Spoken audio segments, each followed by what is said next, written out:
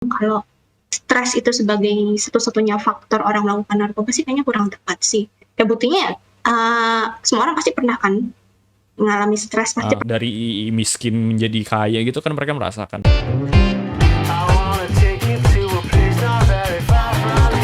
Oke, balik lagi ke konten Upself yang di episode 5 kali ini. Sebelumnya perkenalkan lagi, kalau yang belum kenal, nama gue Agano Putrus Kartaji. Di sini gue bareng teman gue Eka.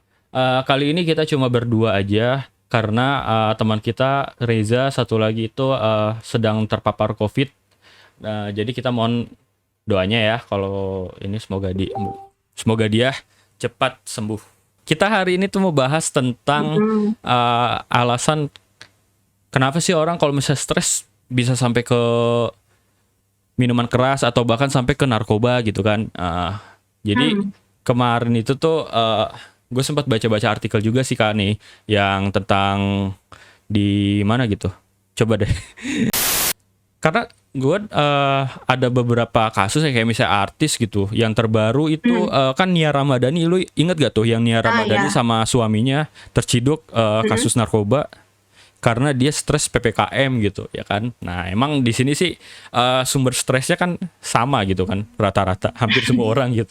Tapi ada yang ke stresnya itu karena kelakuan yang lain gitu ya. Kayak kemarin tuh di Narkendi dia stres gara-gara PPKM, dia melakukan aksi yang berujung sama inilah dia dituntut jadi tersangka tindakan asusila gitu kan. Itu mah urusan lain lah. Tapi maksud gue gini, kok kenapa gitu bisa gitu ada orang, bukan ada orang sih ya, kok bisa gitu ya dari iya kok bisa gitu. Gua nih karena gua mungkin tiap orang stresnya beda, tingkat stresnya beda-beda, tapi kok bisa gitu ada beberapa orang yang dia malah larinya itu ke narkoba itu. Kalau dari sisi psikologi itu gimana tuh Kak kira-kira? kalau simpelnya sih ya orang tuh mana ya, mungkin nggak semua orang ya, mungkin beberapa aja Iya kan. kasusnya lebih ya Allah, masa semua nggak mungkin kan. Enggak. Kamu nggak ini kan, I'm in danger. Gua kagak ngedrag, hey. Gua enggak gitu dong. Terciduk gua pas konten ini dirilis. ini sama sih, ngerokok nggak, Enggak. Ngopi Enggak. udah enggak gua. Tapi prinsipnya sama ya, karena semua barang ini kan punya satu kesamaan ya, semuanya tuh punya zat yang memberikan mana ya, efek relaksasi bagi penggunanya. Misalnya kalau rokok nikotin, kopi kafein. Kalau narkoba aku kurang tahu apa ya, lupa nama zatnya apa, tapi juga beda-beda tergantung jenisnya. Dan ini kan memang semuanya memberikan efek relaksasi ya kepada penggunanya. Ya mungkin sejenak, nggak seterusnya. Dan ini memang ya berapa orang, terutama kalau dalam keadaan tertekan, stres seperti sekarang ini kayak PPKM, ya berapa orang tuh pengen lah ya pengen punya cara instan gitu untuk merasakan kebahagiaan atau enggaknya rasa efek relaksasi. Kalau menurut aku sih gitu. Berarti itu ngaruh gak sih kalau di tingkat stres tiap orang itu? Karena kan ada beberapa yang stresnya itu mereka biasanya itu ya jalan-jalan. Jalan-jalan nggak bisa karena lagi PPKM ya.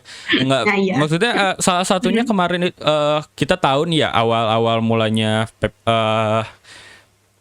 pandemi ini sekitar tahun 2020 pertengahan kan itu WHO itu Awal. kan iya nggak awal banget sih, maksudnya agak Ya, udah mulai ke tengah-tengah ya, Maret April kalau nggak salah ya. WHO itu kan merekomendasikan untuk kalau video game itu bisa dianjurkan untuk mengurangi stres gara-gara pandemi kan, gara-gara PPKM.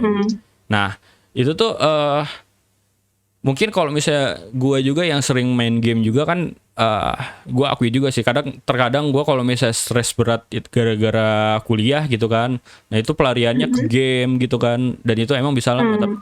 Tapi kalau dibandingin sama yang ke narkoba itu kira-kira ada keterkaitan gak sih dari terutama karena tingkat stresnya gitu ya?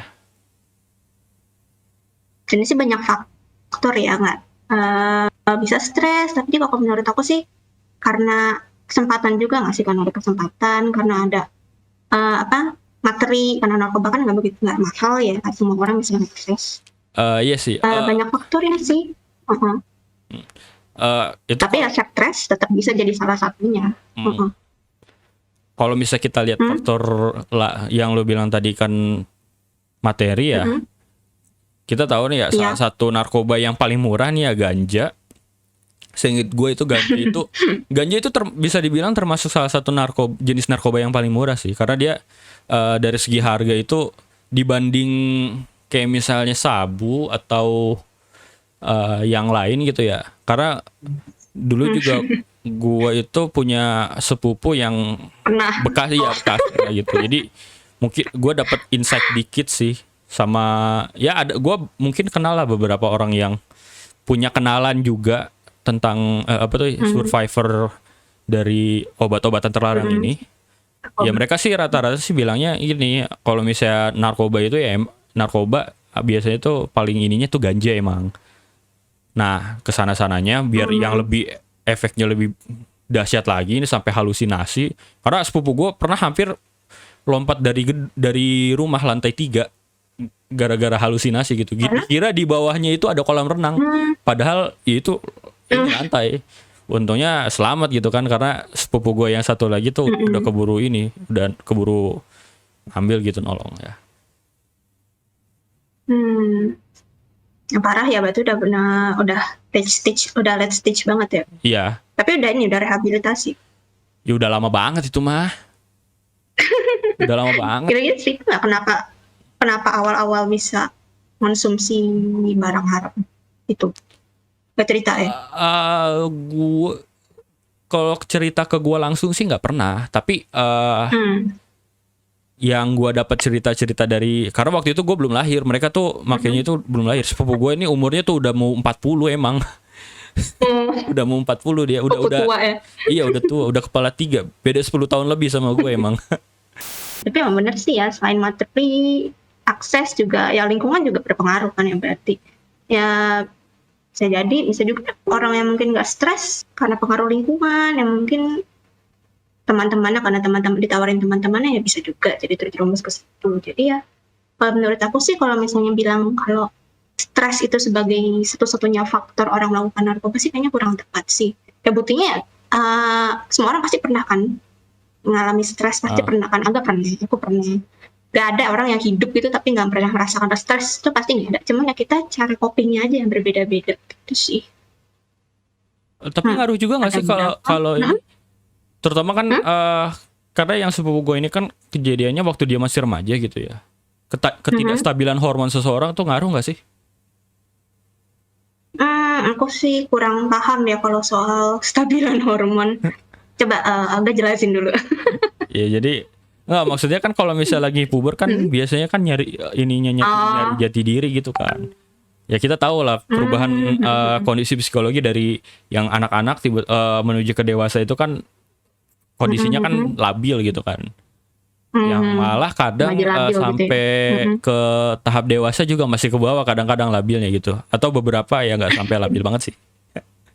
Ya kan? Ya, emang remaja tuh emang usia rawan lah ya. Kalau beberapa ahli juga bilang tuh memang masa remaja ya, terutama masa transisi ya, kalau nggak salah tuh dari umur 13 sampai 18 tahun lah pokoknya rata-rata ya. Tapi memang tergantung ahlinya beda-beda. Memang ini sih masa asimilasi sih, kayak mereka tuh pembentukan pencarian jati diri kan, pernah dengar kan pasti ya. Kalau nggak salah dulu waktu SMA pernah diajarin dari biologi. Gue nggak belajar sih itu, gue nggak belajar biologi. SMK gue nggak belajar biologi soalnya. Di skip ya, pokoknya adalah ya emang ini masa-masa ya mereka pencarian jati diri, ya, mungkin ya untuk gimana ya, untuk masalah narkoba sih ya mungkin karena mereka ngerasa mindsetnya narkoba tuh bisa membuat gue tuh image gue tuh lebih keren gitu misalnya.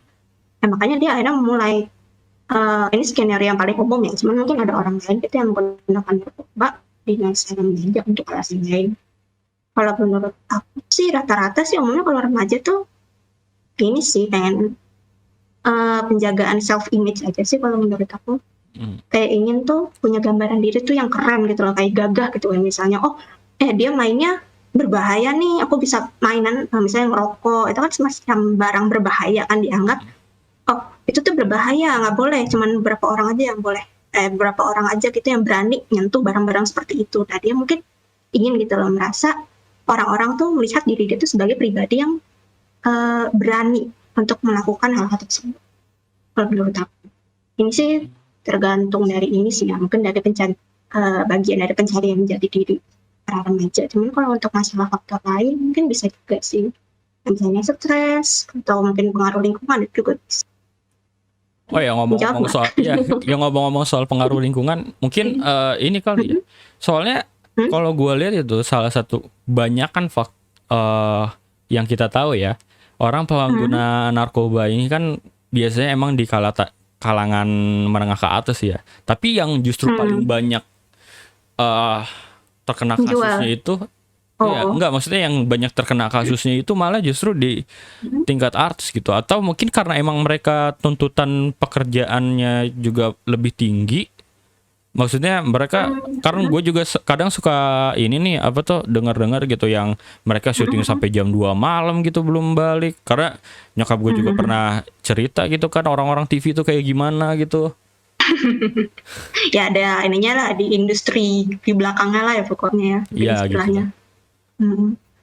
Sebenarnya sih aku dulu pernah ya baca analisis, kalau nggak salah kalau memang pengedar atau pengedar barang-barang tersebut tuh emang sengaja tuh mengincar kelompok orang-orang tertentu, nggak kayak dilihat dari misalnya kan kalau misalnya secara publik figur kan kita udah tahu kan ya berapa pasti stres deh kerjanya tuh, di tuntutannya tuh banyak misalnya dari pagi sampai malam, terus harus jaga public image lah semacamnya lah, itu kan pasti jelas dong, oh ya stres nih pasti nih orang. Terus kalau soal materi ya udah jelas, kalau misalnya sering nongol di TV, pergaulan sama artis, ya mungkin kita bisa menebak kalau mereka nih pasti kehidupannya tuh menengah ke atas lah, nggak setidaknya ya pasti mereka punya kemampuan untuk untuk mengkonsumsi barang-barang tersebut. Ya, makanya kemampuan finansialnya ada lah. Kemampuan finansialnya ada lah. Ya kemampuan finansialnya ada. Makanya mereka tuh sering jadi target oleh para pengedar tersebut gitu. Kalau menurut analisis yang pernah aku baca, tapi aku lupa deh kalau nggak salah autornya siapa. Itu nggak salah ini analisis untuk di luar negeri deh. Kalau di Indonesia kurang tahu. Cuman menurut aku sih make sense sih menurut aku. Ya karena kemampuan finansial ada, stres jelas. Untuk apalagi ya, mungkin mereka artis-artis ini juga punya, mereka ada circle kan, pasti ada kenalan sama artis lainnya juga kan, makanya misalnya nanti mereka bisa minta gitu, misalnya kamu udah tertarik, mungkin bisa lagi direkomendasi ke teman kamu juga yang kira-kira sama stresnya kayak kamu, gitu juga bisa sih. Lebih mudah gitu loh, ya enggak? Ya, make sense sih, emang make sense ya. Tapi emang karena ada beberapa juga sih ya artis-artis yang walaupun bisa dibilang tuntutan pekerjaannya tinggi, berat gitu kan, dan dia juga istilah finansialnya juga pasti di atas lah gitu ya, tapi mereka itu nggak terjerumus gitu kan. Ya mungkin salah satunya juga karena mereka tuh ini ya, kondisi psikologinya tuh cenderung stabil gitu ya. Karena yang gue lihat itu mereka yang terkena kasus ini gitu ya, itu orang-orang yang istilahnya bukan nggak pernah sih ya, jarang banget mendapatkan yang namanya kesulitan hidup gitu. Kayak gue lihat kayak misalnya Nia Ramadhani gitu ya, akhir-akhir ini kan dia lu tahu kan dulu sebelum-sebelumnya tuh dia tuh kontennya tuh kan konten yang pamer kekayaan. Nah ini nih yang iya, dan gue belum tahu sih cerita hidupnya dulu tuh kayak gimana gitu kan, karena ada beberapa yang kayak misalnya Sule gitu kan. Nih Sule itu kan kalau misalnya ditargetin buat apa tuh buat jadi pengguna gitu kan kemungkinannya kan ada ya, tapi dia itu nggak pernah gitu kan terjerumus gitu yang namanya narkoba kayak gitu kan. Nah ya mudah-mudahan tidak akan lah ya. Nggak mendoakan juga sih ya, nggak mendoakan pokoknya. Ya, yang gua tahu nih ya, dia itu kan bisa dibilang hidupnya dulu tuh kan ajarannya keras banget gitu dari bapaknya itu tuh. Kalau nggak ini bahkan dia kalau nggak salah tuh sampai sempet istilahnya kayak ngambek gitu ya, dia pergi kemana gitu kan, kabur. Ya, gue lupa detailnya kayak gimana, tapi istilahnya dia bisa dibilang lumayan keras ya, nyari uang jajan sendiri gitu. Yang Ya istilahnya. istilahnya di confirm, bukan di confirm sih. Gue juga pas nonton beberapa kontennya Mas Hasan yang ini, tahu nggak lo, yang dia kerja sama ML itu buat bikin konten Are We Okay. Nah, dia itu pernah ngomong gitu ya, kenapa waktu itu kontennya tuh ngebahas tentang kenapa sih orang-orang tuh sekarang gampang stres gitu kan, gampang terkena penyakit mental gitu. Nah, salah satunya kalau dulu-dulu itu kita tuh ditempa gitu istilahnya. Jadi memang sudah terlatih. Makanya salah satunya penyebabnya itu justru banyak orang, anak-anak orang kaya yang terjerumus gitu, dibanding sama orang tuanya itu yang mereka itu istilahnya kerja kerasnya kerasa gitu kan. Mereka merasakan kerja keras dari miskin menjadi kaya gitu kan, mereka merasakan. Nah, sedangkan anaknya yang tidak merasakan ini malah kadang terjerumus kan. Kayak Rhoma Irama juga anaknya kan kena gitu kan ya. Padahal kita tahu sendiri mungkin dulu dia itu buat naikin perjuangannya itu istilahnya buat di musik dangdut itu kan lumayan keras gitu kan, sampai kondisi sekarang gitu. Oke, mungkin kayaknya untuk konten hari ini kita sampai sini dulu.